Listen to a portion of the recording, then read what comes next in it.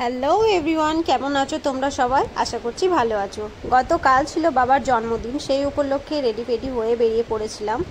27শে June বাবার ছিল জন্মদিন, তো বাবা কেক কাটবে না একদম ঠিকই করে নিয়েছিল। বাবা জন্মদিন সেভাবে সেলিব্রেট করে না, তার ওপর আমার ঠাকুমা মারা গিয়েছে কিছুদিন হলো, সেই জন্য বাড়ির মন মেজাজ সবারই খুব খারাপ ছিল।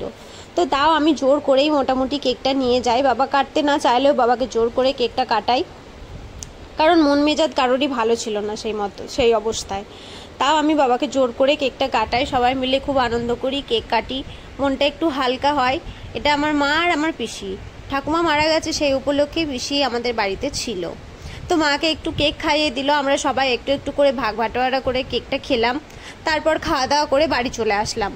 তোমাদের ভিডিওটা যদি ভালো লাগে অবশ্যই একটা লাইক একটা শেয়ার করে দিও। এরকম ছোট ছোট ভিডিও আমি আপলোড করতে থাকবো, তোমাদের ভালোবাসা পেলে আরও ভিডিও আমি দিতে থাকবো। সবাই ভালো থেকো, আজকের মতো টাটা।